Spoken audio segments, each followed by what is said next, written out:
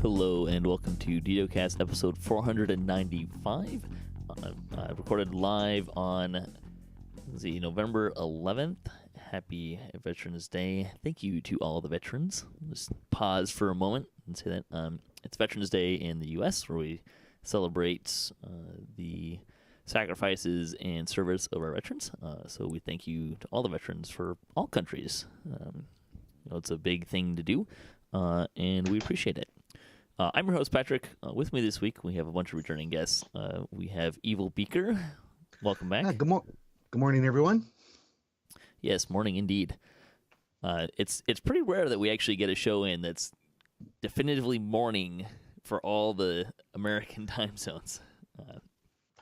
Mostly because I'm the farthest into the morning, or earliest in the morning. And I'm not really that keen on getting up too early on my weekends, so this is about as early as we're ever going to start. Let's see, who else we got here? Voodu, welcome, sir. Hey, everyone, thank you. Yeah, and also returning, we have Asheras. Hey, I've been enjoying this series. Thanks for having me. Yeah, I've been really enjoying this series, too. It's kind of fun to talk about the quests, and especially in kind of just hitting them all and giving people a nice little kind of roadmap of what they can use for leveling. Hopefully it's been really helpful for people, or at least entertaining. If not helpful, I hope we're at least entertaining. Let's see, the screenshot of the week. Zatara, something like that, celebrates in the 341st screenshot of the week. That is in Blacklock. Mm-hmm. I'm pretty darn sure.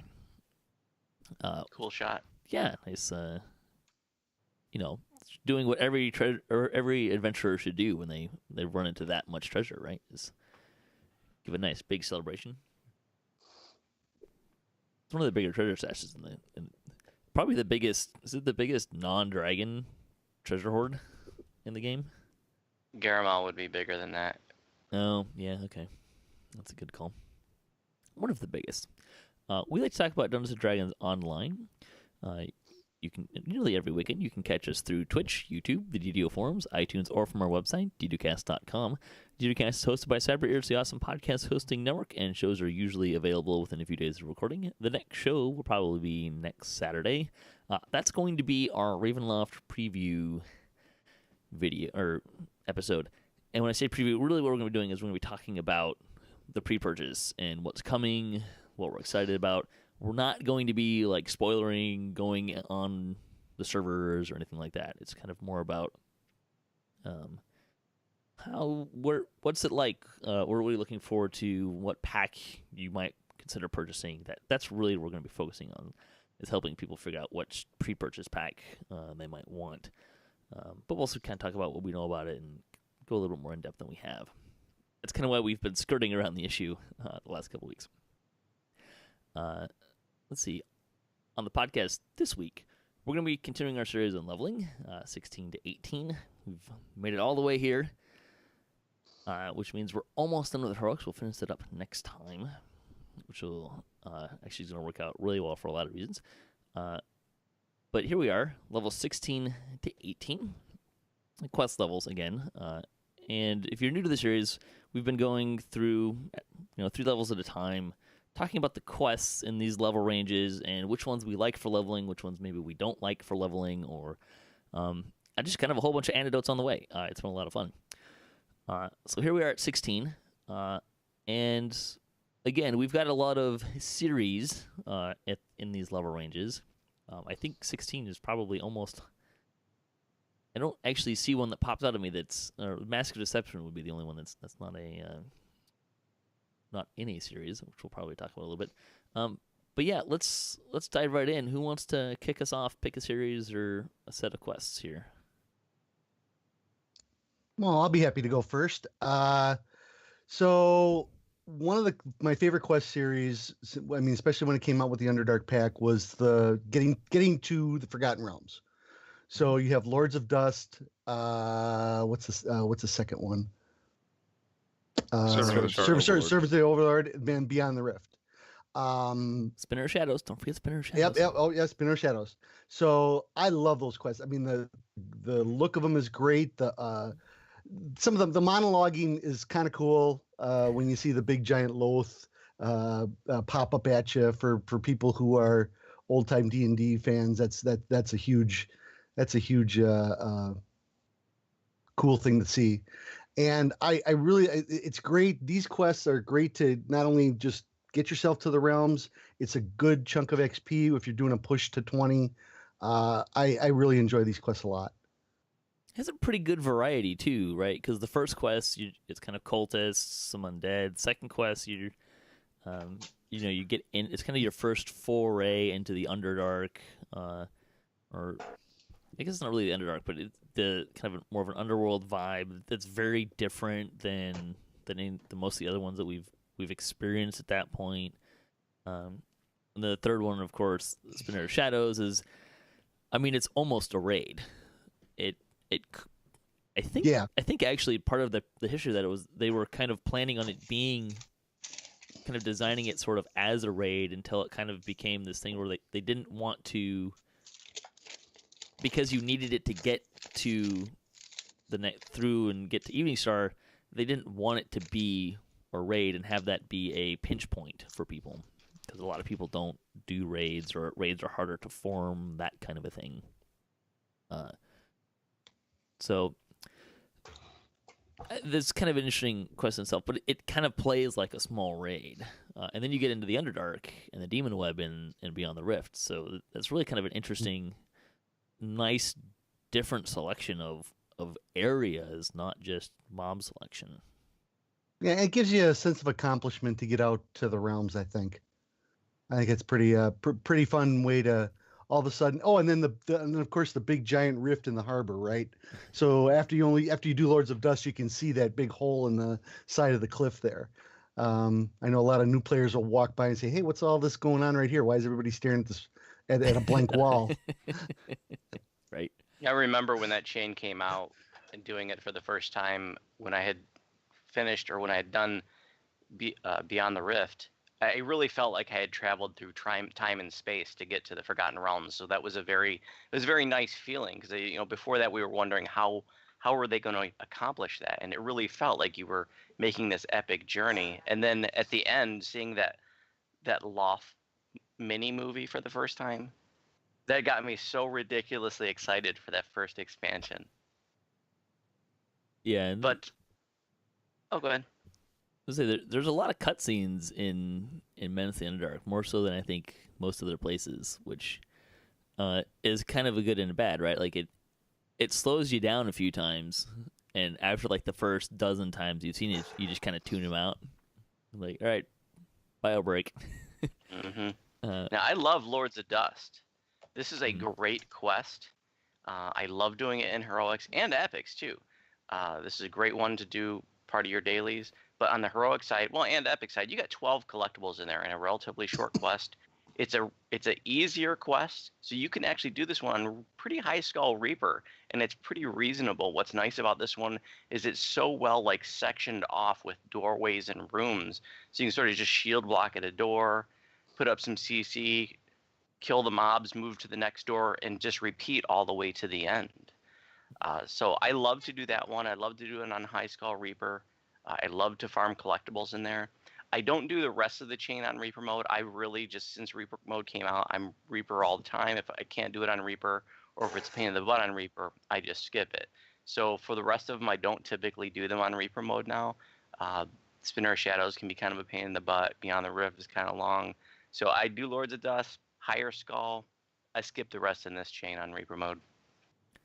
Yeah, servants can be a bit rough. Particularly, I think I noticed.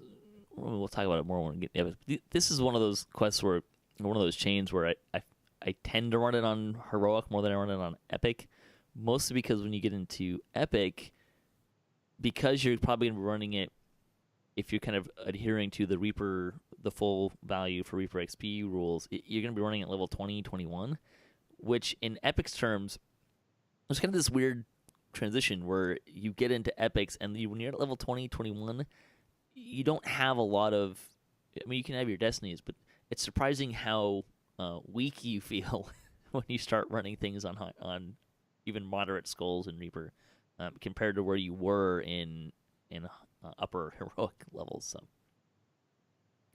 it does get a couple of things I'd say about this chain is that it's a little bit older now. I mean, not super old, but it came out in around 2012, I think. But there's some Hezrau, especially in the Servants of the Overlord and the Spinner of Shadows, that hit really hard and have a decent amount of HP. So if you're running those two in particular on a higher skull level, they really pack a wallop, even for today's characters. I think Lords of Dust is a lot easier in that regard. The end boss does hit pretty hard in Lord of Dust, though. Yeah. Mm-hmm. Yeah, Lords of Dust has some fun traps in it too. It's a really great, well-designed quest. I was looking at these and I kind of listed that as one of my most fun quests for this level range. I enjoy running that every life, and it's also great XP per minute. So if you're one of those people who likes to maximize the XP per minute, then this is a good one because you can move through it at a relatively quick pace. There's some optional rooms you can kind of cut out if you want to, where you break the altars and such, and you can get to the end. If you're looking at it from a gear standpoint too, there's a thing called the Golden Guile that drops out of Lords of Dust, which is an item that still has some value because of its deception on it. I know a lot of folks wear that even today, either the epic version or the normal version. So the Envenom Blade is pretty good, as well as the it is the Silver Flame crossbow and bow, which do bludgeoning damage, which is really rare to get on those things. So. They're absolutely good. Yeah, Guile's a nice situational charisma skills item. Yeah, some good stuff in there. I would definitely say if you're going running things in Reaper, Servants of the Overlord and Beyond the Rift, kind of like what Voodu said, that they're longer and even Spinners too, which can be a little bit more challenging because it does kind of have that raid-like feel. Those might be good ones to tone down your skull level, but I know Lords of Dust is pretty popular to do pretty high skull. So. All right, let's move on to another series. Who wants to go next? I'll go. I'll take a classic. We'll go with the Veil, the Flagging Quest for the Shroud. These are quests that I think if you've been around for a while, you've probably run them a lot. They're a great set of quests. Probably not as challenging as they used to be, but they have some great variety in them. There's 5 quests, and each one of them, they don't drop any unique loot. Except that each one drops what we call a pie piece, which you need all 5 of those in order to be able to flag for the Shroud raid, which back in the day was one of the linchpin raids that you ran. But you have Rainbow in the Dark, where you have to hold a scepter, otherwise you can't see, which is a unique mechanic in the game. Still one of the best kind of quest mechanics, I think. Yeah, I love that quest. Yeah, I enjoy that quest. It has some traps in it. It has great mob variety. It's just got a classic D&D dungeon crawl feel to it. It's a really, really fun quest. If you do get separated from the line there, you can do a few things you may be able to do a few things that kind of help you navigate. You can cast a few spells that create their own light, or at least even like Solid Fog doesn't necessarily create light, but it can kind of outline the terrain. Webs do that too. Webs are good for that if you're trying to see what's on the floor in front of you, because they do have some places where the floor drops into spike pits and such. If you're an artificer, rune arm shots, particularly the fireball ones, can light up really good too to help you kind of see and navigate around. Yep, I agree. And then you've got the Let Sleeping Dust Lie quest, which is probably one of the ones that is a love-hate quest for a lot of folks, because it's basically a ongoing protection quest with a fail mechanic. I would rate that as the one to avoid doing on Reaper for that reason. But it's also very unique. It has a lot of randomization in it in terms of where certain books are that you have to find. So that can vary the quest length as well. But overall, it's still an interesting quest with some unique mechanics to it. When did it become standard operating procedure to just kill everything on the first floor before you pick up the book? Always kind of driven when we got nuts lazy. A little bit. Yeah. People give up that extra chest, I think, for speed. I don't think anyone cares about the chest, but I don't even think it's that speedy, right? It takes all the time to clear the stuff. The last time I did it, we found the book right away. I was like, just pick up the book and don't kill spiders. And one of the guys was like, you came in later, right? It's like, and we were still looking for the dude. Like, you picked up the book already before you cleared? Bold move. Like, we always used to do it. Not that hard to not kill the spiders, right? We didn't kill any spiders either. Well, then there's the coal chamber, which is another one of those ones that people either love or hate. Probably more hate than love. Yeah, it's not on my favorite list, but it also is probably the best XP quest in this pack, and probably in level 16, outside of maybe Through a Mirror Darkly. Those two are gonna win that reward. So if you want to get 60k of XP in one hit, this is a place to do it. But it's gonna take you some time, and you gotta have your Mario skills honed. A lot of jumping. At least have someone who can Mario skills, and you can just kind of fall behind. I'll say that's true. Coal Chamber is probably the quest that I most like to run when I don't have an XP pot, or like when it's gonna wind out really quick, so that I can do the whole quest without burning an XP pot and then drink one right at the end. Yep, I agree. And then you've got Running with the Devils, which is a really fun quest. Probably the fastest quest out here in this chain, one that people like to rerun a lot. Most of your speed XP runs will include Running with the Devils, but the unique thing about it is that you've got mobs in there that have unique DR, and they do a ton of light damage.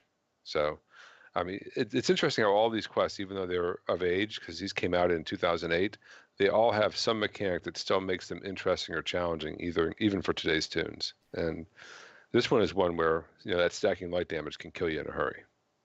Even if you're not a Pale Master. I mean, Pale Masters have a rough time in this quest in general, but you're dealing with good mobs too. Mm-hmm. So your DR breaking can be a bit challenging on some of them, and you got some spellcasters in there that mess with you. So it's an interesting quest from that perspective, with a really fun end fight where you have to face 5 different bosses all at once. It has a good story to it too. It does. Mm-hmm. Well, then that's one of the things that kind of stands out for me in this level range is you've got a lot of really good stories. I think we were talking earlier about how epic the Lords of Dust chain, felt, and this chain feels epic as well, leading up into the Shroud. And there's just a lot of really good chains with a lot of really good stories in this area. Ritual Sacrifice, I think, is the last quest, and that one's interesting. It's pretty straightforward. You're mostly just fighting gnolls the whole way through. Got some little traps in there for you if you're not paying attention, some ambushes and such. But at the end, it switches into a protection quest, which again might be an issue on Reaper. You've got to keep a closer eye on Paytas than you normally would on Elite or lower. They beef him up. He feels a little beefier these days. I don't know. I did have one person though. It was probably about over the summer when we were doing some speed runs. Someone decided to activate Paytas and just basically head in by themselves, and that didn't go well. Yeah, it's kind of unfortunate to have a protection mechanic, a protection fail mechanic at the very end of a quest like that. Mm-hmm. It's a little bit longer than some of the other ones. It's also important to note you have 2 quests in this chain that are named after 1980s rock and roll songs. Well, they're all rock and roll songs, aren't they? More than that, yeah. Yeah, I thought they all were. Well, it depends. They are. The 2 that stand out are Rainbow in the Dark and Running with the Devils. So somebody had a rock and roll background when they created those quests. Even the new ones, I think, are To Curse the Sky and Creeping Death. I think those are also rock songs. I think they kept that that theme. They got a metalhead working there somewhere. I didn't realize that. That's pretty cool if they did that. It's like Headbanger's Ball. I love this pack. I mean, it's just a legendary, pack among my very, very favorite, and it leads up to, for a lot of us, the most beloved raid in the game, which is Heroic Shroud. We all have so many memories of, the old timers have so many memories of just farming Shroud forever and just having lots of good times in there. So, I just love this chain. But the bittersweet part of it is that, like I said, I'm all Reaper mode all the time now. And so I actually don't run the majority of this now. So I really like to do Rainbow. I don't like to go beyond about 5 skulls because it can get really rowdy. I also really like Coal Chamber, which, I've spent on more than one occasion an hour in there on Reaper mode, but it's such huge XP that, I'll do it. I like to do that one on like R5. But that's all I do anymore. Running with the Devils. Once, if if I can't run a quest on at least mid skulls, at least 4 skulls or so, then I typically don't do it. And running with the devils, once you get up to mid skulls, unless you have a way to deal with those Eladrin and their light damage quickly, that quest is insane. Yeah. You better have a full group and you better be ready to deal with them. So I don't even bother, even though like traditionally that was a quick, great XP quest, but now in Reaper mode, I don't do it. Let Sleeping Dust lie because of the fail mechanic. I don't do it. I've literally had a triple damage champion ogre fall right on top of Lycosa the Spider Queen, kill her before anybody could react, and then we failed. Like, I don't want to deal with that kind of just bad luck scenario, so I don't even do that one. And then the last one is Ritual Sacrifice. Again, you already talked about Paytas. That guy is a jerk. I hate him. Like, he's right up there with Coil and Anna, in my opinion. Like, I've seen him just, like, you activate him, and he runs the other way because he aggroed on something down below that you didn't kill. Or, some champion gets to him right away, and he's dead. And I don't want to deal with that kind of luck. I understand there are strategies. I know the strategies for being successful there, and I have run this one on Reaper mode. But because I'm not going to do this one like on mid-skull or higher, I won't even bother with that one anymore. So, the Veil is bittersweet for me anymore. I still love it, but anymore it's just a Rainbow and Cold Chamber for me. Unless I'm flagging for Shroud. If I'm just doing a 1 to 20 life, then I'm not going to do those others. But if I am flagging for Shroud because, I'm staying at cap or whatever, I will do them all, of course. One more thing I'd say about this is this has a great adventure area attached to it too. We don't talk about those much here, but this is probably my favorite adventure area in the game. It's beautifully done, has a wide variety of mobs. You can get a ton of XP in here real quick, some great rares. Like if you go up to the Vista and just jump off, that's a huge fall that you can feather fall down on. I don't know. I really enjoy the adventure area too, and it's something that I work in when I'm trying to cap characters quickly. I spent endless hours farming, doing Slayers in there when I was a noob. And even, if I'm falling, like you said, if I'm falling a little bit short of XP, I'll go do the Rares and Explorers. I'll go do a round of Rare Explorers. That's, you get about 40,000 XP just doing one round, hitting all your Explorers and Rares. And you can hit that at level 13 too. No. Not 12 you even. You don't have to wait till 16. We are going to do a show on Slayers later, too. We'll kind of go through more in depth of those. Oh, cool. I didn't know you were going to do that. Sorry, I ruined it then. No, that's okay. We can still talk about it. I feel bad. I would say we don't talk about Slayers much, and it's true, and that's why we're going to do it, because it is a part of this leveling mechanic, but it didn't really work. I needed to figure out how to make it work, so we're just doing a show just on Slayers. The thing that I find out with the Veil is, by the time that I tend to... I have this weird progression thing where around like levels 10 to 14, I kind of struggle and fall behind if I'm playing a character all the way to 30, because I tend to try to save a lot of those epic quests. And then for whatever reason, I end up getting up to the Veil, and I tend to find myself being somehow have caught up or on the way to catching up, and I end up being like level 17, 18, so I tend to run these a lot more on, it's like 1 or 2 skulls, just to kind of get that little extra heroic XP, not so much for the Reaper bonus. There is, I do want to mention in these quests, there's actually about, I think it's 8,500 XP kind of hidden in this chain, and that's for doing the quests in the actual town, in the Meridia town. Find Meridia is worth 1,000, and then when you flag, you get 2,500 for completing the Shavrath Stone, and then another 5,000 for just going and talking to the other guy. Yes, so you do. There's a little hidden XP there. It doesn't scale with pots or anything like that. It's just a flat base XP, but it's still 8,500 XP that you may not know exists there. So I think he gives you a reward at least 2 or 3 times as well that can have renown in it. And those rewards are always level 1. So it may actually be one of those things. That can be a good place to turn on to get those rewards. Turn on the quest reward by class. 'Cause I think it observes that, but I'm not positive because I haven't actually ever bothered to do that.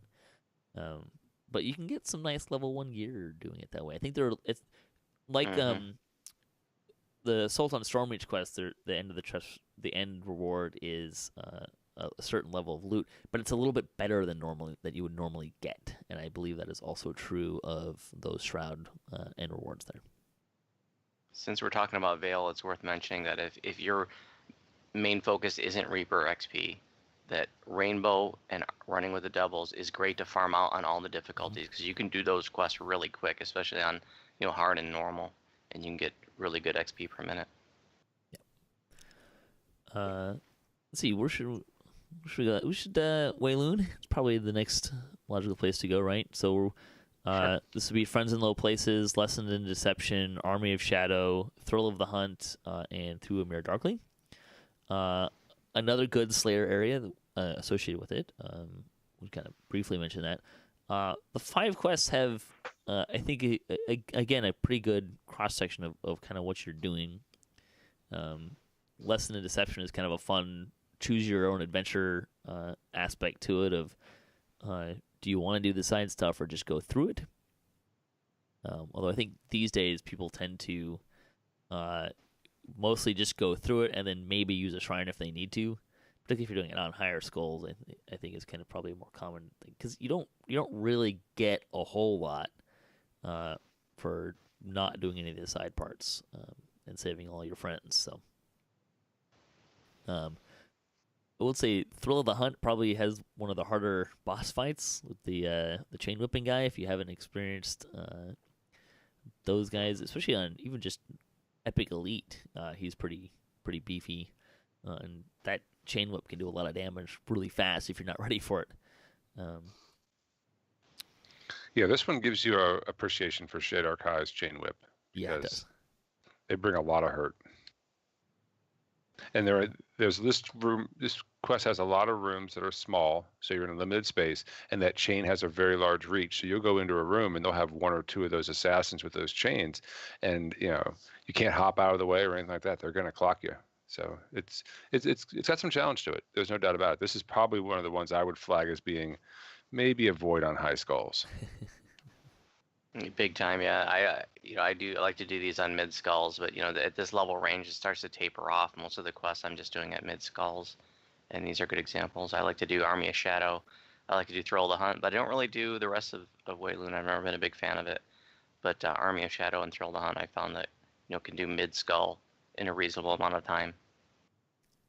Yeah, this is an interesting level because all these quests, for the most part, are very good XP and very good XP per minute. We didn't really talk about it, but if you've got a full bravery bonus going and you're running it on 1 skull, all those Veil quests are going to net you probably around 50k each. All the ones that you're doing from the Lords of Dust are going to net you probably in that 40 to 50k range as well. And then all these Wayloon quests are giving you a ton of XP, all the way through a Mirror Darkly, which is probably going to give you 80, 90, 100k depending. And I think that's why I end up always kind of catching up a lot on level 16, because really, if you do 1.5 of these quests, you're gonna get about a level, or you do these chains, and you're gonna have 2 levels out of it. I mean, they do give you a lot of good XP, and we'll talk about some other ones here in a minute too.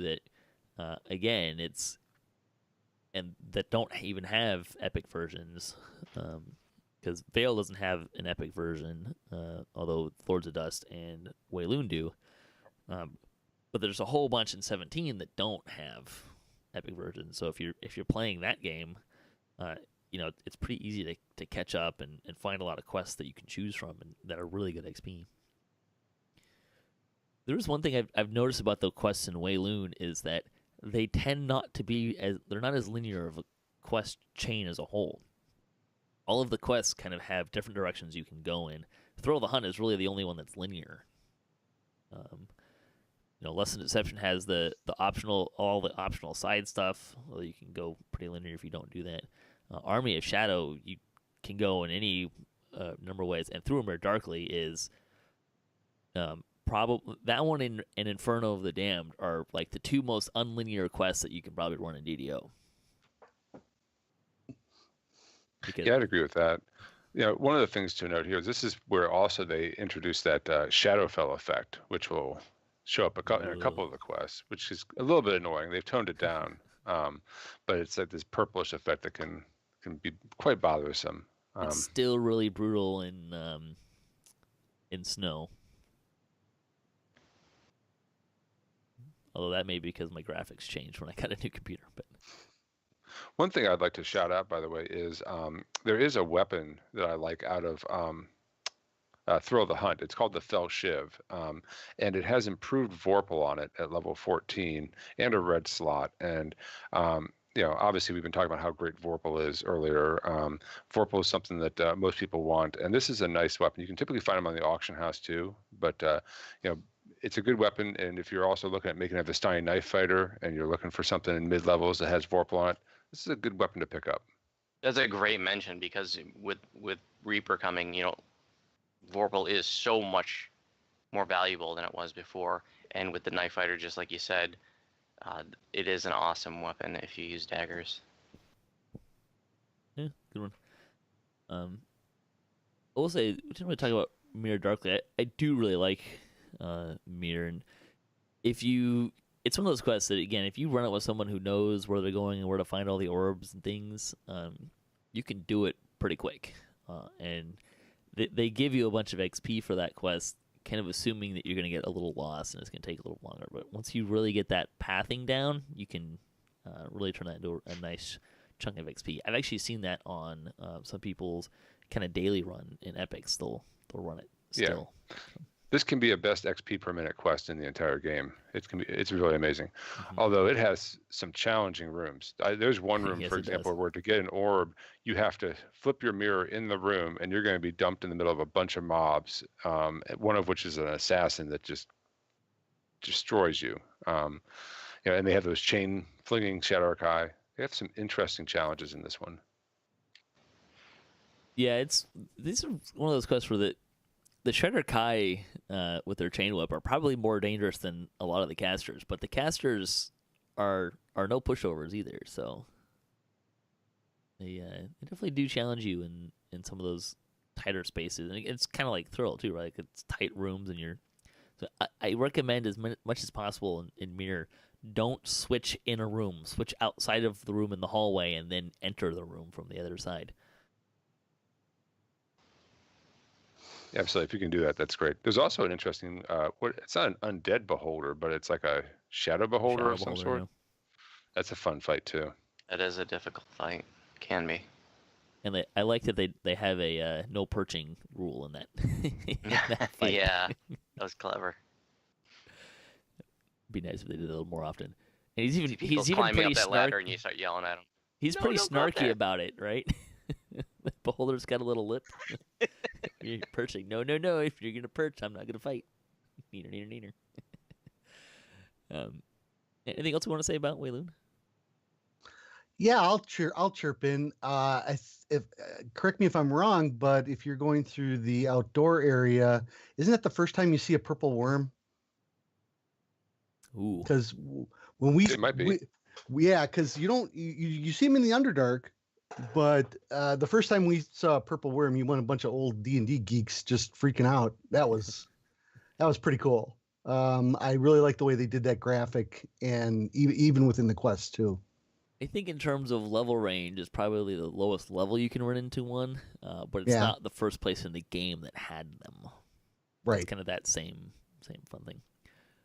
I think the only thing left for level 16 is Mask of Deception, which is one of like a handful of quests I've actually never run. Oh, it's an okay quest. I mean, it's an interesting quest. It has a lot of traps in it. I think this is one where it seemed like they introduced this when they were going to be syncing up with Wizard of the Coast's big push for Tiamat, which was a couple years ago. But I guess they ended up dropping that. I kind of got everyone excited for a raid along the lines of fighting Tiamat. But because there was a whole, pencil and paper push going at that same time. But it's a fun quest. You can do it really quickly. Like I said, there's a lot of traps in it. Not particularly challenging quest. You can also kind of use some diplomacy and such to skip parts of it, which is nice. If you're looking for an orb with radiance on it, there's a couple of them in this quest. Yeah, the Blazing Sun orb. Yep. Yeah. What's funny about that orb is the heroic version has Insightful Sheltering +1 on it, which you can now Caneth craft at level 18 Insightful Sheltering +10. So that item's some older loot. Yeah, I think it's a really neat quest, and there are some really cool like stealth mechanics in there. It can be done pretty quickly. There is no Reaper option though. It cannot be done on Reaper, so I don't even bother anymore. Which has to do with how things spawn, because it basically the way that quest works, it doesn't spawn Reapers. Or doesn't correctly spawn Reapers. That's kind of why that happens. All right, level 17. Let's get the raids out of the way, because I'm just gonna go out on a limb and say if you're leveling is your end goal, you're not gonna run Ascension Chamber. It's a pretty beefy flagging mechanic to get in there. You're probably going to have a lot of hard times finding a group to run it, particularly at anywhere near level. And it's still probably one of the more difficult raids. It doesn't have a very forgiving raid design. It is a lot of fun. I do like the raid. Don't get me wrong, but it's not very forgiving of failure. It's my favorite raid. Is it? Mm-hmm. But I don't do it in heroics. I don't do it while I'm leveling. Yeah, it's pretty rough to get through. It's got a lot of stuff going on, a lot of puzzles, a lot of group coordination, and if you misstep, you die. So it can be pretty brutal in that regards. The Shroud is a really good one, and you do actually still see some, look, we're gonna run this and get some XP out of it. Typically, though, there's this awkward thing where they tend to run it on like 17 to 20, which means, one, you can't run it on Reaper because you have level 20 in the party, although you probably weren't going to anyways, and you don't get bravery bonus for it. But it's still good XP. Again, it usually comes down to more did you flag or not than anything else. Right. It's a good one to show new players, just to say, hey, here, this is and or was one of the most popular raids in the game. And if you haven't run it at heroics, I would recommend doing it if you can. If I could, I'd get everyone in there without epic destinies, so like level 19 or below. Remember when this came out, we were only at level 16, so it was quite a different time back then. When it first came out initially, people get to part 3, and it was a huge accomplishment. Like, are we doing 4 or not? And a lot of groups wouldn't even do 4 right when it came out. It took a little while. But it is a lot of fun. If you haven't done Heroic Shroud in Heroics without having Epic Destinies, I do recommend it. It is a different experience. Well, and if you're a new player and you come in with an iconic at 15, you do all the flagging, and then by the time you're at the Shroud, you're at 16 or 17, and you could do it right away. Yeah, it'd be a good way. Get some friends together, and maybe do it that way, just to have a little fun variety. Let's see. Where should we start? Voodu, where should we start? Why don't you pick our next series here? For 17s, I'm going to go with another one of my favorite packs, and this is the top of my list of packs that I wish would be epified, which is Reaper's Refuge. Yeah. I love this chain. I've done it all on Reaper, but I don't do it all on Reaper anymore. But there's just some really cool quests, some really neat. Like, there are 4 little like mini Slayer zones. They have some really like unique, rare mechanics out there. It's just so cool. So Monastery, but this is another, like, I'll do these on mid skull. Monastery of the Scorpion. Once you start getting up to like R5 and up, if you don't have somebody that can do that puzzle and deal with Sannyasi effectively, that can turn into a freaking nightmare. And I've been in the end fight where it is just nightmarish. And it's, we spent 20 minutes trying to get it done. I'm drinking 10 pots. And so, R4, R5, we maybe got a full group, but I don't like to do this one beyond R5. Monastery is amazing. I love that quest. It's one of my favorite quests in the game. If you've got a trapper, there's some optional trapping they can do. It's just so much fun to figure out where everything's at. It's got some variability to it, where there's levers you have to find. There's more than one puzzle, and the solutions to which are kind of rote at this point, but not that end puzzle. That end puzzle is a challenge every time, and they've got mobs spawning right on the puzzle. When they run over it, they mess it up for you. They drop disco balls on the puzzle. So ridiculous. I mean, it can be really crazy. It's one of those quests that is older. Because I think this came out again in 2008, so you're talking a long time ago. But it will still give you a challenge today, no matter how powerful your characters are. It's one of those ones that it doesn't really matter, because it's just the mechanics are difficult. We've said a few times where the older quests tend to be easier than the newer quests. Not so with these ones. I think these quests kind of, even Stealer Souls too. These quests, I think, really kind of set the high bar of the older generation of quests difficulty. Like they got to there, like some people are really liking these quests. Some people are not handling the challenge very well, because you think about these quests, right? Enter the Kobold, not too bad. Again, an interesting puzzle. Not too bad until you get to the end fight, which is still one of the more brutal end fights in the game. Monastery of the Scorpion. If you're just going to go in there and kick his butt, it's probably not that hard. But it interestingly enough, people still tend not to do that. They still try to complete the puzzle, which can be hit or miss, right? Like, depends on what kind of puzzle you actually get and what it looks like. It depends on how good your will save is and whether or not you can not dance on the puzzle, and how organized you are. So it can be a little tricky. And even the Prey on the Hunter can be a pretty challenging, because that's a go quest. That's not a sit around and do stuff and buff and stuff. That's a hit the ground running and go. Like, they kind of force you into that zone, which I love. Just like Offering of Blood, right? It has that same kind of feel to it. Exactly. It does have a pretty tricky maze at the end, and there's a protection mechanic at the end that you have to, which is actually probably one of the best protection mechanics in the game, right? Because it's really kind of about navigating through that maze and getting to the dragon and saving the dragon, which you can damage as well, which can be a little tricky. But then again, if you do the optional fight, I don't think the dragons are too difficult these days. But back in the day, that was a choice. To kill the dragons, and that was a pretty brutal fight too. And then Stealer of Souls, which I don't see anyone running. Occasionally I'll see it come up, but that because that has different areas in it, right?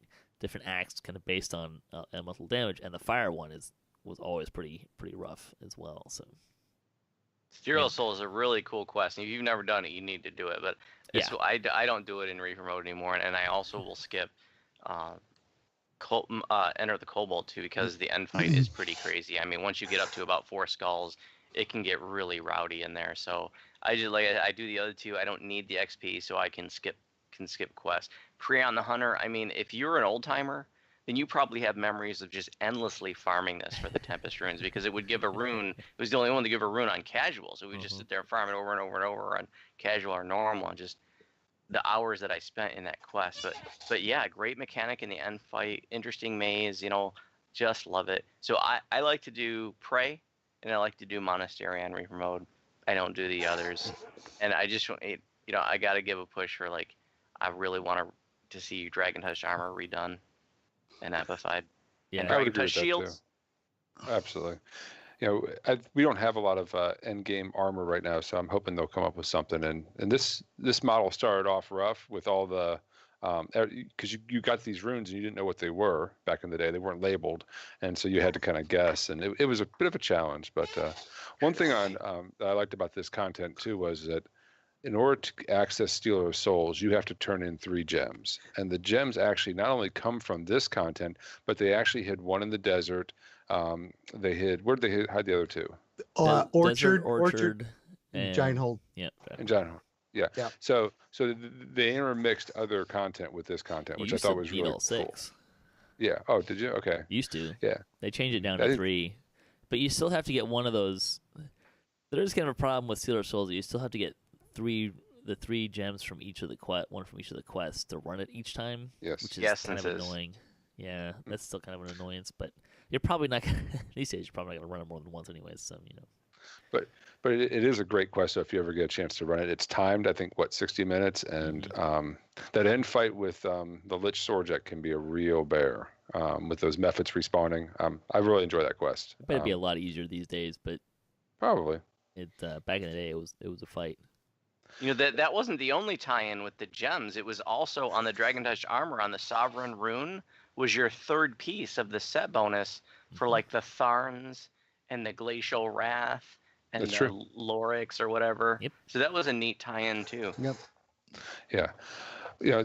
This content too, just from a design standpoint, is, in my opinion, one of the high water marks in terms of unique traps, unique puzzles, doing challenge in unique ways that doesn't involve just sets of mobs in a hallway, ready to mug you.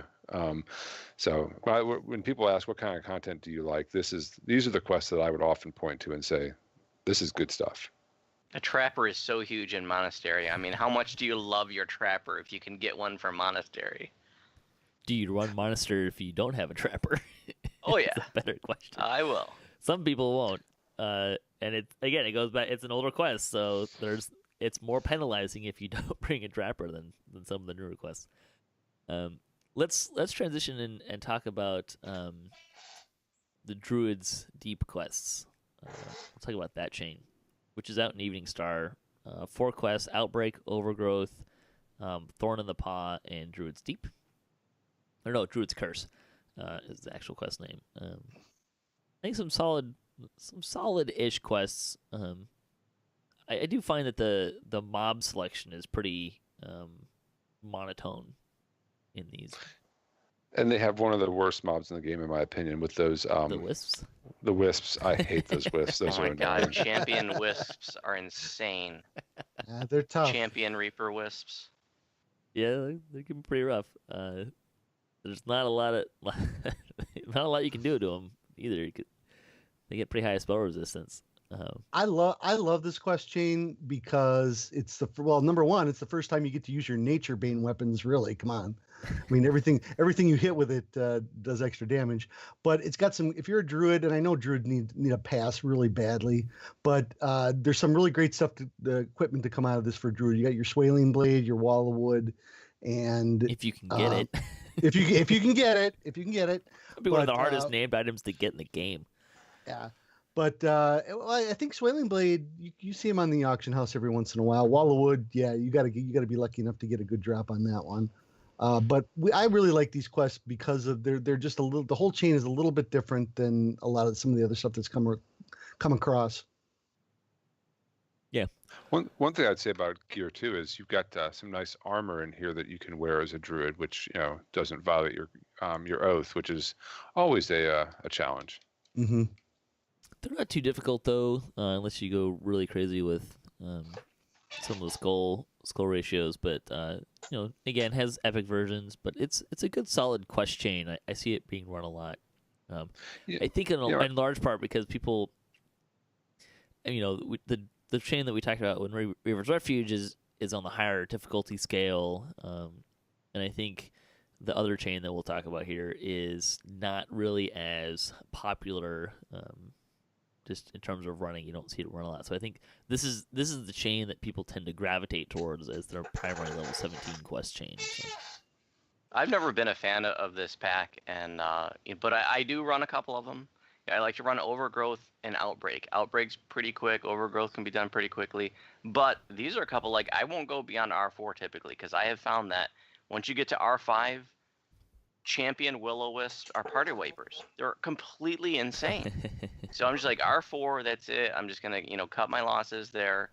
As far as, the Wall of Wood's a great shield even to this day, and I use both a heroic normal and a heroic elite version now. Now with Reaper mode, I appreciate having that nice elite version at 17. That's actually an easy farm if you just take your over-level tune in there.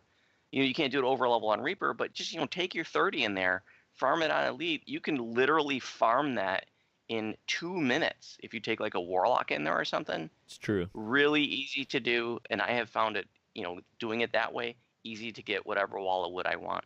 I remember when it came out, we were trying to farm it on Epic. It was a rough thing. Oh my god. Yeah, Wow. That was crazy. You had to have a monk that had everything as nothing, and a bunch of whalers. Yeah, it was brutal.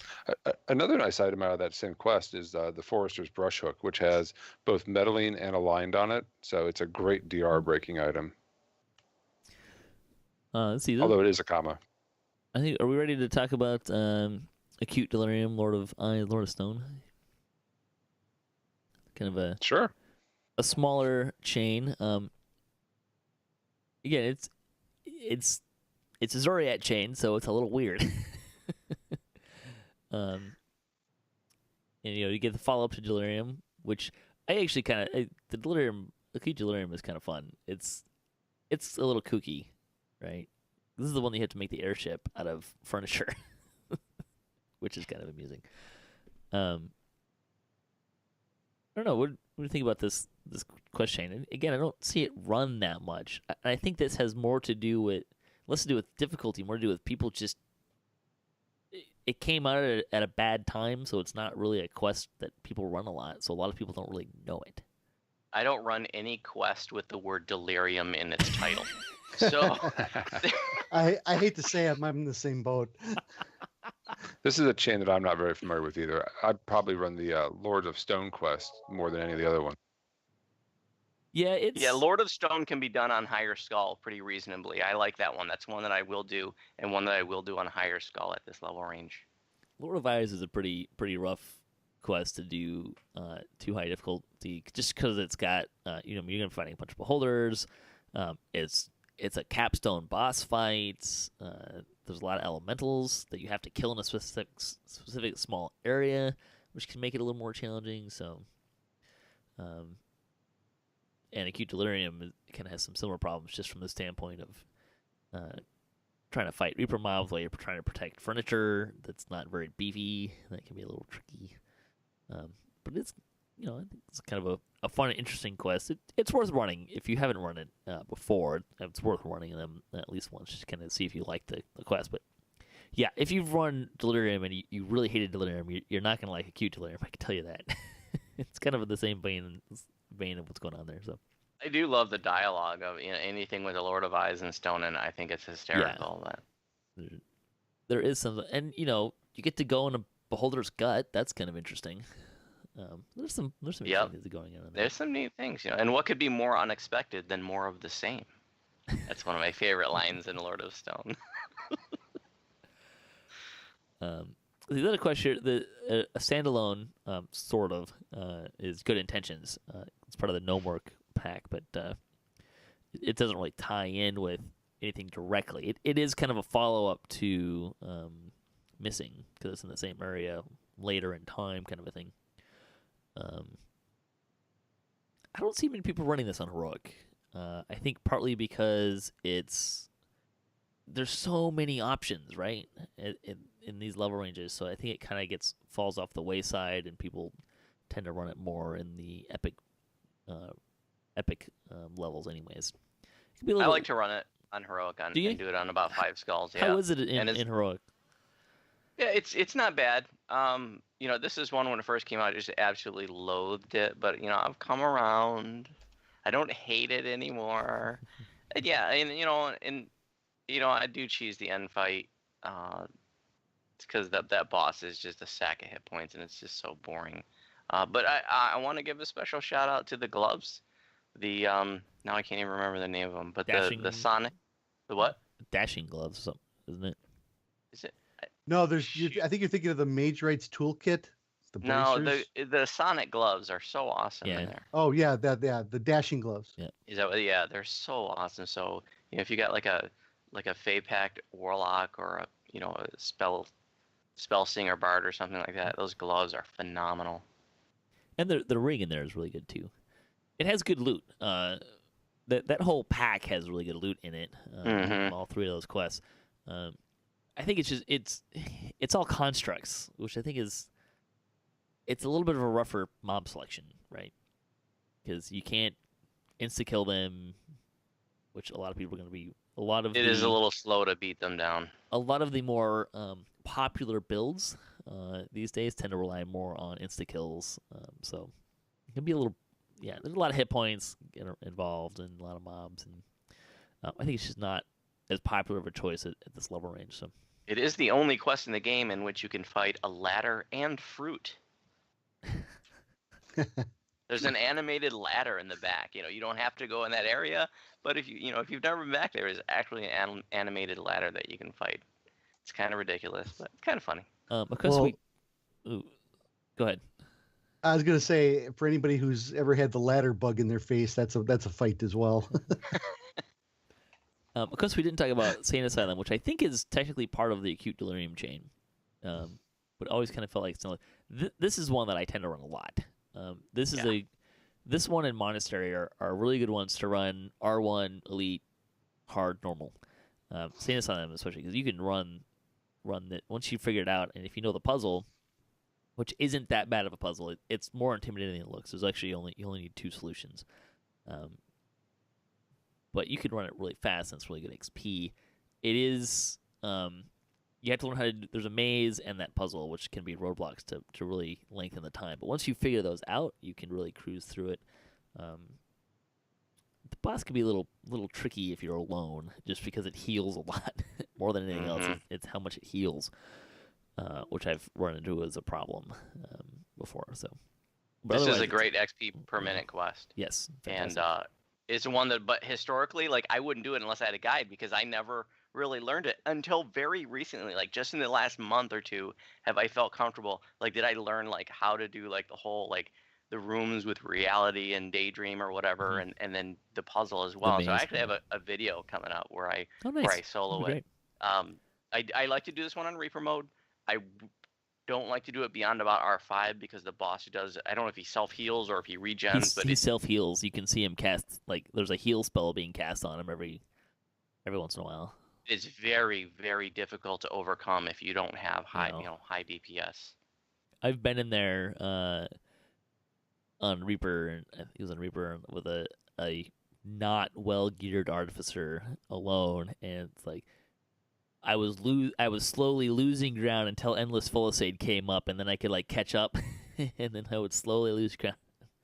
Yeah, he can. I have a solo R3 Druid one coming up. Yeah, it's a good. But I want to make sure we mention that because I think I skipped that, and it's a really, really good XP quest. I think it takes us to level 18, and we'll try to kind of go through these a little bit faster because we're kind of getting long tooth. But there's some really good ones in here, and I think just again to knock out the raids really fast. Vision of Destruction, Hound of Zoriat are here. Not really chosen very often for running for XP.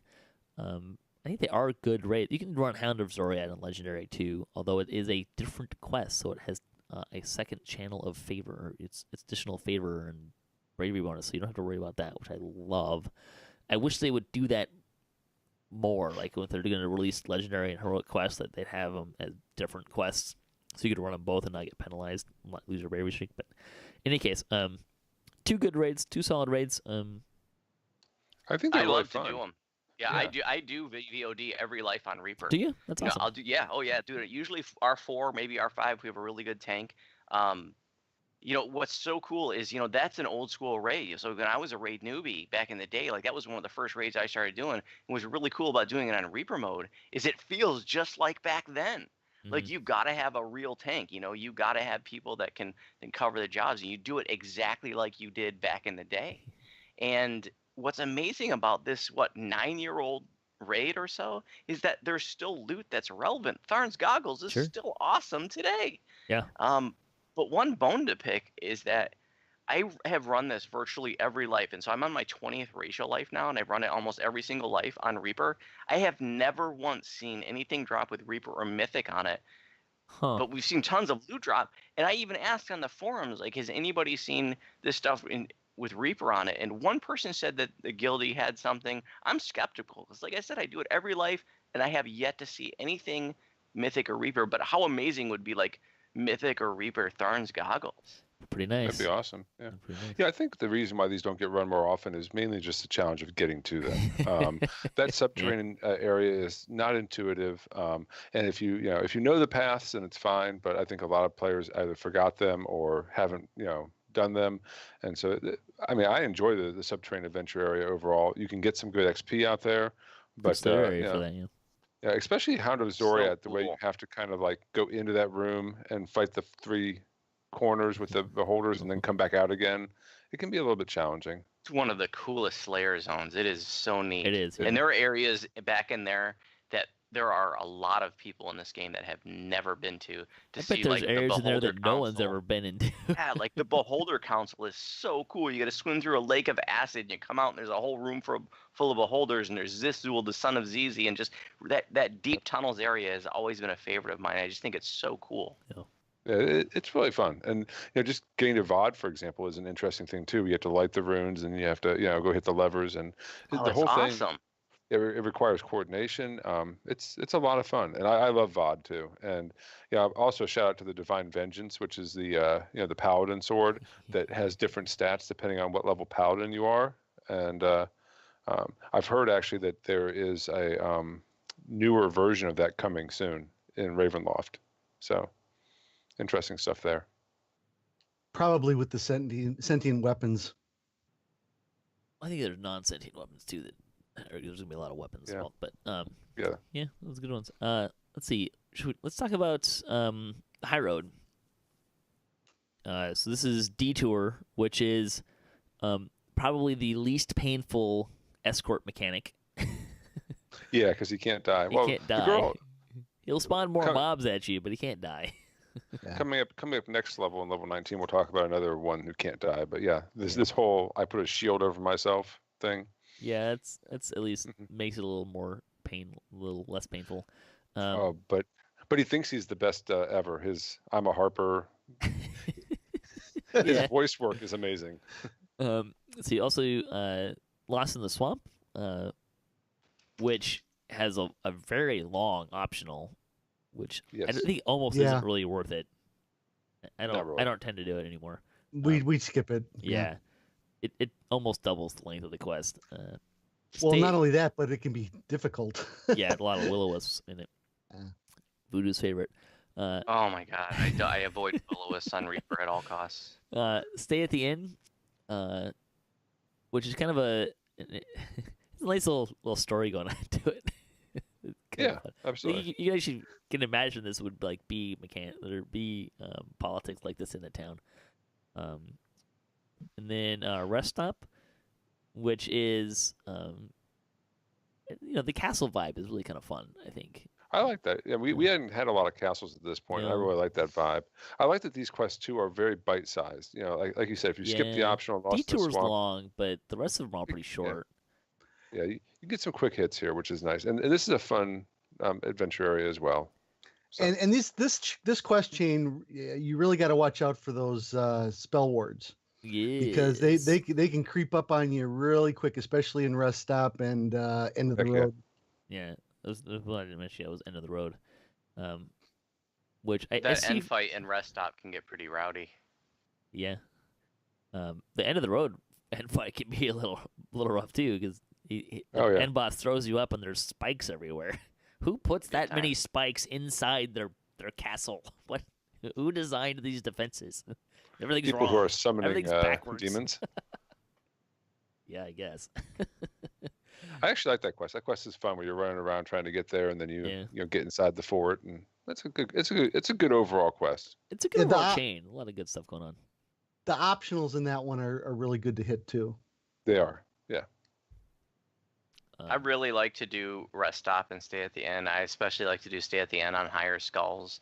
I sometimes will do the whole chain on Reaper, but I definitely will hit like Rest Stop on like R5 and then Stay at the Inn on like, as high as skulls as we can do, which I don't think I've done it beyond R8. It's a good little Slayer area. It's a good good selection of quests, good some variety in the mob selection, all those good stuff. And again, detours can be long. That one can easily take you a half an hour.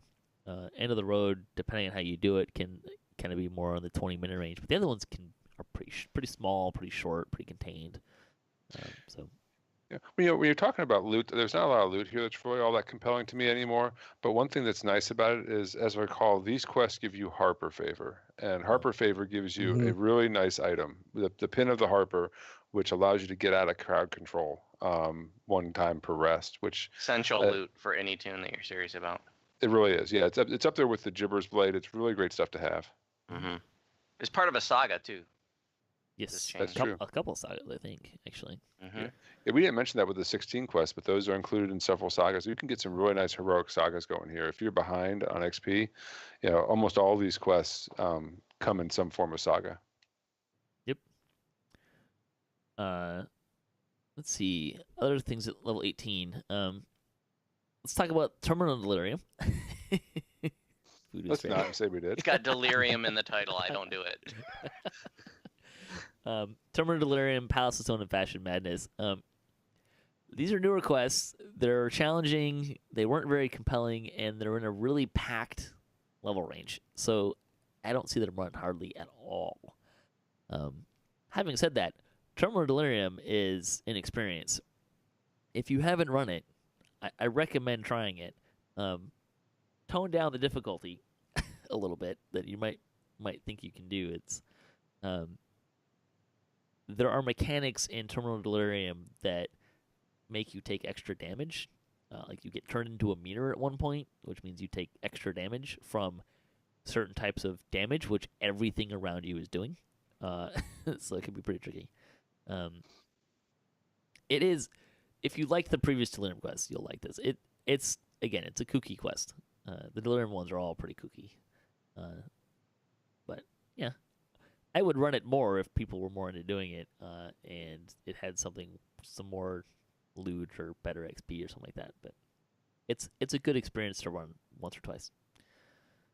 I don't run any of these on. I sometimes will do Palace of Stone. But, I did them all when they first came out and really haven't touched them since then except for Palace of Stone. I think that's Same kind of here. most people's experience. Especially Terminal Delirium got a really bad rap because people didn't understand the mechanics of you get turned into a balloon. Slashing damage will do more damage to you.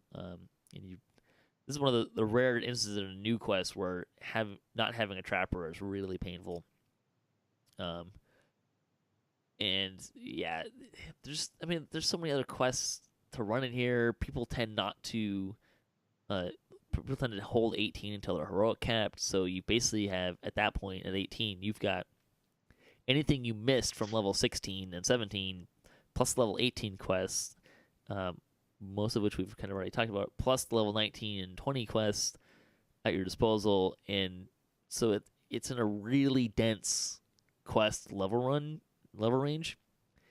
So these ones fall off the wayside. Even in epics, they don't tend to get run hardly at all. And I think it's because people ran them once, didn't really care for them. There wasn't really anything that really stood out for people. They're challenging, which I like challenge, but the reward for it wasn't really that compelling. And there's, even in the epic levels, I think there's a lot of other options at those levels, so people tend not to run them.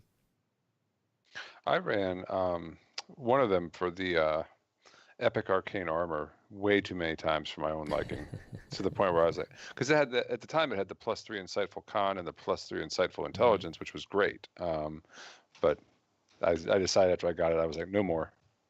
I think these came out right before the loot pass too, which again is just kind of, it's not the quest's fault, the designer's fault, but there was a hard shift in what loot looked like right after it, so the loot becomes even less compelling. Even when it came out, it wasn't that compelling. I think it was a definite horizontal move where there was new loot, but if you already had some of the older loot, it wasn't going to interest you very much at all because you already had all the stuff that you could get on it. So I think that brings us down to Inspired Quarter Part 1, which these are quests that I really like to run. Oh, this is a fun chain. This is an every life chain for me. Again, because they're really fast. I mean, they don't take much time. You can breeze through most of them.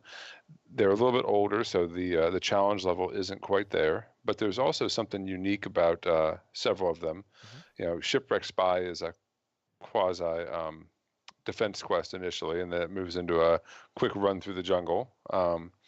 The The one Finding the Path and Dream Conspiracy are both really fast runs with, and there's some humor in these too. I really like the one, where they're talking about peanut butter and so on. So there's some good stuff, and then of course you get I Dream of Jeets as your quasi capstone before Mindsunder, which may have originally thought to have been a raid of some sort. I don't know. It has a semi-raidish feel to it. But I Dream of Jeets has a lot of humor in it and a lot of optionals, and I Dream of Jeets is probably one of my more favorite quests in this level range, just because of how unique it is. It is a really well done and really cool quest, and the optional they are really, from the bacon to the skeleton in the closet. It's just really cool and clever and creative. I don't do this is one where I traditionally would do these every life, but I don't do them anymore except Shipwreck Spy, because everything in there can be insta killed. I haven't had really a problem with protecting the captain on Reaper. I have had him die once when a champion got to him, but generally I find he just stays on the ship and it's not a big deal as long as you have a group. I don't, Finding the Path, like that mind orb can die, and if one champion gets to it, that's a problem. Or those mini bosses, the 3 mini bosses can get to that and kill it. So I don't, anything that has like that failure mechanic, if it dies, I tend to not do it on Reaper mode. So that's why I skipped that one. I like Finding the Path just for the music. Oh yeah, that's good stuff. And if you want a real challenge, In the Demon's Den is a great quest, because it keeps you on your toes. Goodness. It keeps you on your toes the whole time. That one's horrifying. I will not touch that one, really, even on non-Reaper. That's another example. I know how to do it. It's a pain in the butt. That's an interesting one, because if you run that on normal or hard, you can kill the Jinnies, but at Elite, the Jinn respawn. Respawns, yeah. Oh, with that Merilith hits like a truck. Oh, that's that's another example of a quest that is older, but it's up there with ETK in terms of the challenge level of it. Like on Elite, when the Jinnies respawn, you have some coordination efforts, and that one's a tough one. And the challenge is it doesn't give great XP. There's no loot, so most people just avoid it unless they want the favor. But that's a challenge. You want to have if you can complete that one on Reaper, that's saying something. It's tough. If you want a real challenge, so this guy, I think it was McCar's DDO challenge or something. This is a couple years ago. That was like, run these quests on the lowest level possible, solo without dying. And one of them was run In the Demon's Den. I think it was like level 14 on Elite solo. That took me a while. I did it, but that took a long time to do. That's a very, very challenging quest solo. It is, because you can kite the Jinn together, but I mean they'll lose interest. You've got the Merilith to deal with. This is a quest better run when you got someone who can just kite the Merilith around in the center and get clear to the Jinn, and then send people to kill all the Jinn at the same time, and it's a lot easier. This is not a solo quest. Do not solo this quest unless you want to spend 2 hours doing it for the challenge, and then I say have at it. But it's not a solo friendly quest at all. I'd like to give a shout out to the Mindsunder as well, as a fun quest, first of all, and also a quest that still has a very unique item you can get at the end. The Gloves of the Titan's Grip offer you a +6 bonus to strength that stacks with pretty much everything.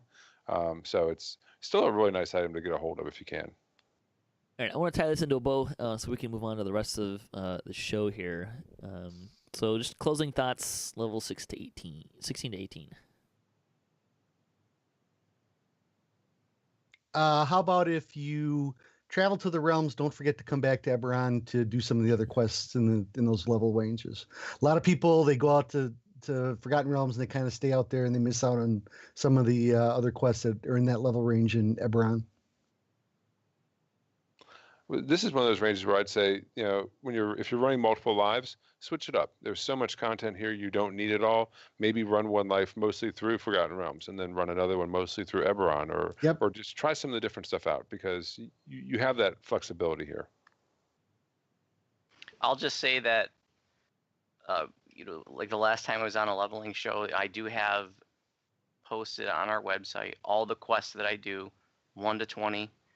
With all my notes about what challenge, what Reaper Skull we did it on, how easy we thought it was. So I'll make that link available to Patrick if he wants to post it in the show notes.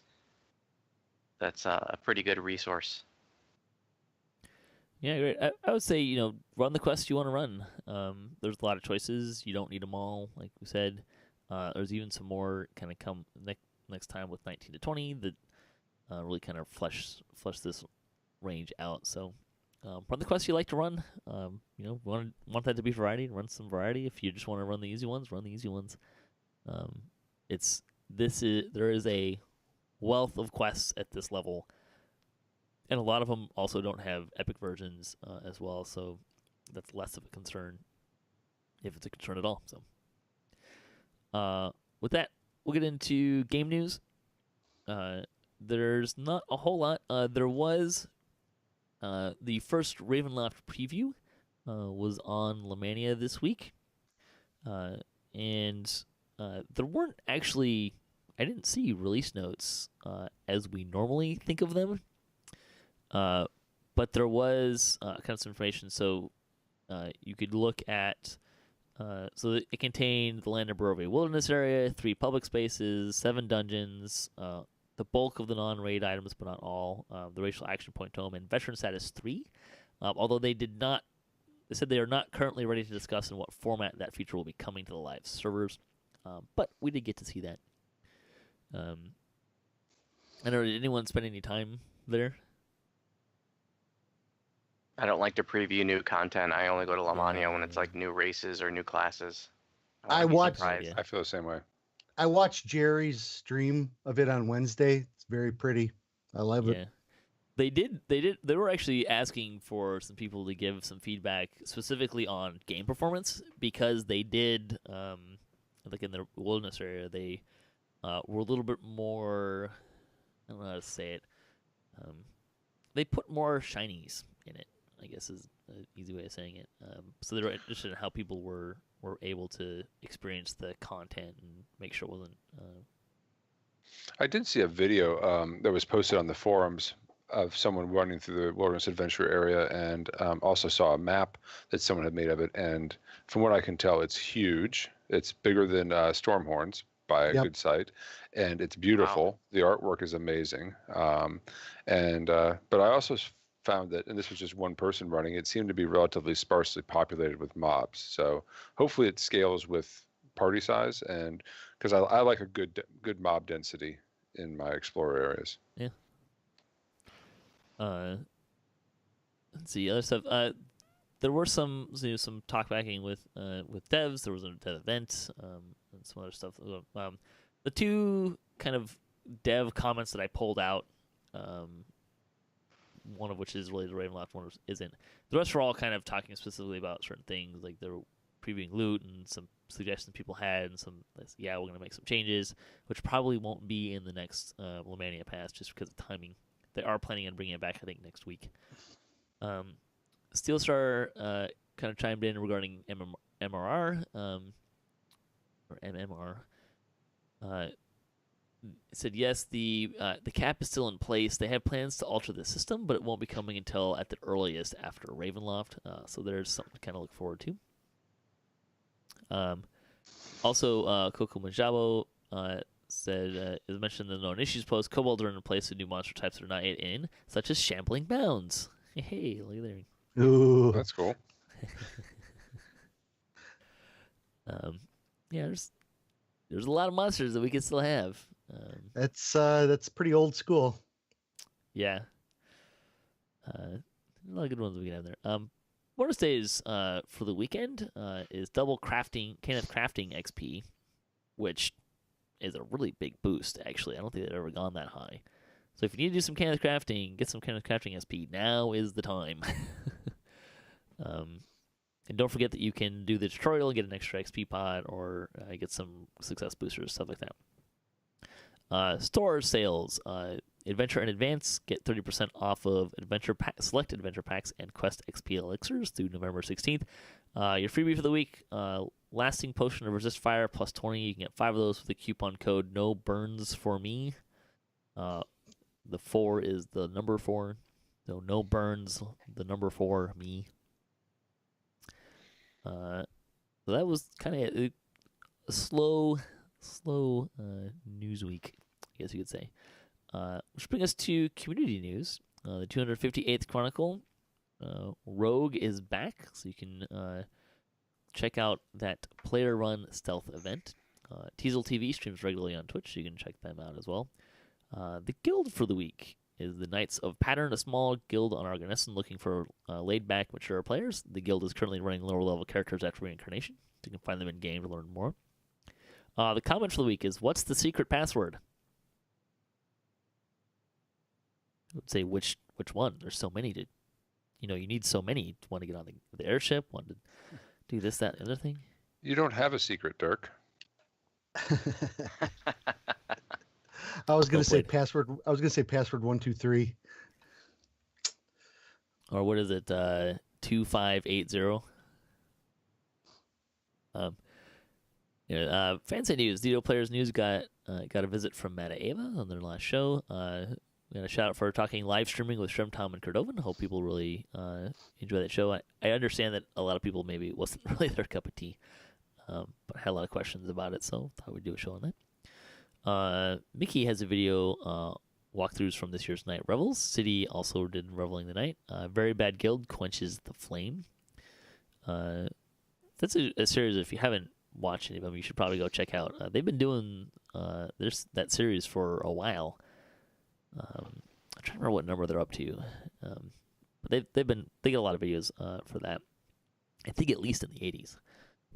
Shrim Tom played in ASMR, even though it ran the Night Revels. It's Good to Be King streams every weekend on DDO Stream, and Sip headed to the Cerulean Hills. Voodu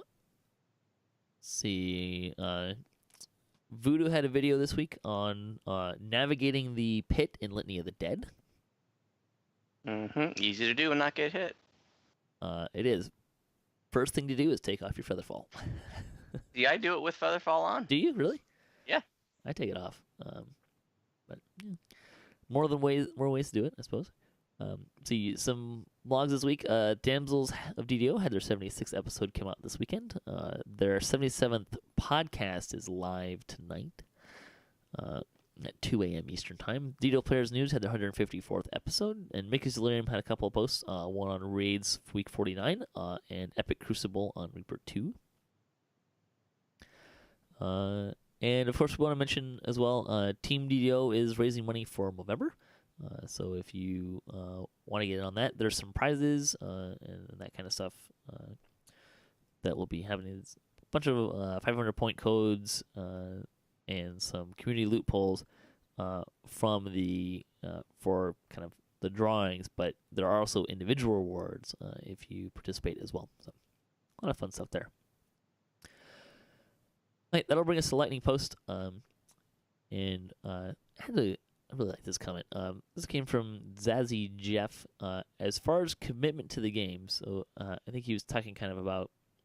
We were talking about some premium VIP stuff. This is our VIP Plus show, I think. So as far as commitment to the game, some of the premium players have spent just as much or more as VIPs have. He buys points at least once a year when they're on sale. He has all the classes and all the races, all the adventure packs, maximum player slots, plenty of XP stones, epic destiny keys, and tomes. Rewarding VIPs or VIP Plus too much would be a little unfair. But I think it's a great point. Yeah, there's this weird thing, right? Well, first of all, I want to say that I hope we didn't insinuate that premium players are less committed to the game. That's not at all what anyone was trying to say. There are probably plenty of premium players that spend more than I do on the game as a long-time VIP. I think there's this interesting dynamic, though, right? Because at what point you have to figure out where are you giving VIPs too much compared to non-VIPs, but at the same time they're paying you money to give them things. So there's that strange tension there that you kind of got to navigate, right? I think the game has a balance between recurring revenue that they can count on, and then the up and down revenue from purchases in the store, or packs or expansions and things like that. And they need both revenue sources, and yes, anything they can do to increase that ongoing annuity stream revenue is very valuable for the game. Membership has its privileges. I think that's what they say. Sure. I think most of the ideas that we kind of were coming up with too tended to be more about time saving, which I think is a little more agreeable. It was like if you're paying money as VIP to save time. So I think there was a lot of that going on. But I think he has a very good point, right? Like you don't want to create too much of a gap between premium and VIPs. And we had another post from Mark. He said he thinks the large pack for Ravenloft expansion is a ripoff, but he says buy it anyway. He wants to support Standing Stone Games any way he can, but if they don't deliver with quality content on these packs, he may quit the game. I think we're all hoping that the content is fantastic. Content has always been key for me too. Yeah. I mean, cosmetics are great. Progression boosts like tomes and stones are great, but fun content is what really makes this game great, and that's what I really enjoy. And I'm looking forward to that too. Let's see. Our survey question of the week comes from Radzax on Galanda. What levels should I craft gear for? And I know Voodu is a crafting expert. I don't know about expert, but I will say there are some important considerations. I mean, you got your augment slots are every 4 levels, so that's something to consider. Level 10 is when you first get that extra Mark of House Cana slot, so probably definitely good to do a level 10 set of gear. The power level of the craftable, if you're doing a stat item, I can, off the top of my head, I don't know, but, if level 10 is, say, like stat 6 or whatever, maybe the next stat 7 is until level, say, 14. I'm just throwing these numbers out there. So that power level, when is the next jump, is a consideration. Personally, I like to do like 3-ish. By 3, I have it all geared out, but it's really sort of sparsed in 2 to 4, and then 5, 7, 10, 15, 20. That's just me. And I do name label after that. But the bottom line is I would say don't stress about getting it perfect. Just do what works for you. I agree. I find the level 10 is a key level to start with. I tend to, just do whatever up to level 10, and then at level 10, and then again, I think at level 13 or 14, and then again at level maybe 16 or 17, I'd have gear sets that I go to, and that works out really well. And that's, to me, Caneth crafting is best from level 10 to 20 like that, and it really improves the power of your character. There's, to me, less value before 10. And then above that, it's more picking and choosing what fits in between the named loot, because the named loot really starts to shine there. I would say 4 is a good level for weapons, just because you can create some, particularly if you're running Reaper, create a Reaper beater. That can be really helpful. But it's a good kind of low level. That's where things tend, like weapon effects tend to get to the second tier. So that's what's important. 10, as we mentioned, is where you get the third slot. Before that, if on gear, I find that I usually find something, and you go through those levels pretty quick anyways. As far as stat items go, 10, 13, 18 are the ones that I kind of look at. Those are kind of the big, where the bumps tend to be. I have a Constitution, Insightful Constitution, False Life belts at 10, 13, 18. Those are the 3 levels that I have for that. And once you get past 20, tends to be less of a thing until I think level 34 gear is another good spot to craft. Just because that's where you get your maximum and. When you're talking about having 3 effects on an item, it's a lot harder to find that ideal random loot item that kind of fills out your gear set, particularly for things like spell DCs, or again that I have a couple of Constitution, Insightful Constitution, False Life belts at level 34. I also have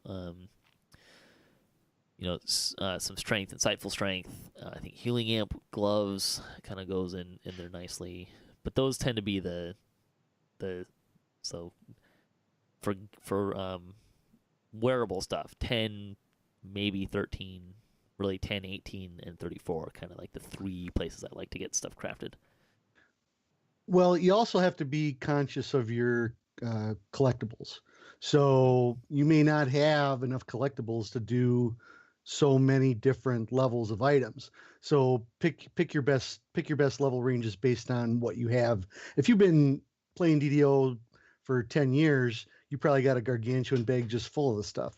But if you've only been playing for 1 year, well, that might be a little bit different story. Sure. Yeah, like I said, 10 would be, if you have to pick and choose levels, 10 would be my first choice, 18 would be my second choice, just from the standpoint. Again, this stuff you can pass around too, right? It doesn't have to be just one character. Mm-hmm. But if you're doing past lives, 10 and 18, I think are kind of the two that I would look at. 10 more so than 18. And then, yeah, level 34, just kind of fill out your gear. I wouldn't worry too much about other things. Level 4 for weapons, but that's really the only level I craft weapons for myself. Just because at that level, running into a Reaper is kind of difficult to deal with because you don't have Ghost Touch, you don't have, can't do a lot of damage to them. So, yeah, I think with that, we can close out the show here. I think real quick, because it wrapped up this last time. I think Ash says about it. I think it's a good idea. Really quick, Night Revel's thoughts for year 3, I think we were in, right? Yeah, I'll go first. I give it a thumbs up. I enjoyed the new loot. I thought it freshened up the thing. The new quest wasn't necessarily that great, but it was interesting. But mainly it was just the adding of the loot really seemed to make it a lot more fun for me, and I enjoyed running it. I give it a thumbs up. Love the new loot. Loved the new challenge. Really appreciate they added a new challenge, and loved that the changes that they made, where they made it where originally it was just giving apples, and they changed it to now it was giving a lot of all 4 of them. That was a great change, and that one can be farmed really quickly with a group. Yeah, this is a great event. It's a lot of fun. It's a great guild building exercise if you want to try and run through all the quests, and the first time XP is just spectacular. Mm-hmm. I loved it. Yeah, the weekend where they had the VIP XP boost, I was getting like 200,000 per quest for stick starring it on a level 27. It was awesome. My only complaint is that the loot is bound to character. Yeah. Which makes it cheaper. They make it cheaper because of that, but it's also kind of I would have spent more time on it and made more things if they were bound to account. As it was, I just made a couple of daggers for like level 4. Again, it was that same idea of having something to do Reapers with. It was kind of a cheap, easy, because I ran the quests for the XP, had some ingredients, and then kind of bought what I could for daggers at level 4, just so I'd have something for Reapers, because they're ghostly and have good damage. But that was really all. I made some level 8 daggers for next season of DDO Splat, but other than that, I didn't really make a whole lot. But the festival is I think it's a good festival, and I really like the challenge mechanic, and I love the XP. The first time XP is awesome. So, all right, we'll close out the show here for realsies. Voodu, do you want to plug your channel? Sure, my YouTube channel is Voodu Spice. Over 600 quest videos, raid guides, crafting tutorials, and I want to highlight 2 specific quests this week or 2 specific videos this week because we do have the big crafting XP bonus going on.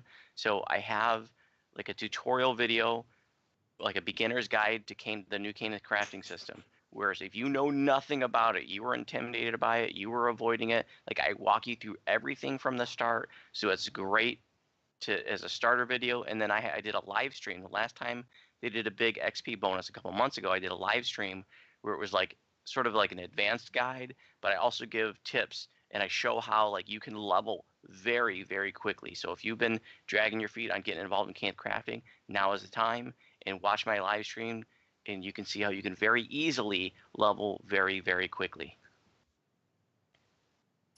Ash or Evilbeeker, anything you want to plug here? I'm good. No, I'm good. I just see that Voodoo's wearing a Michigan sweatshirt there, and I gotta say, go Bucks.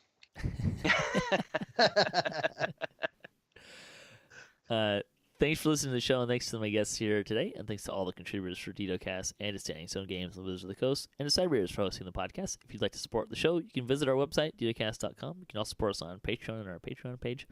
All that money goes to prizes.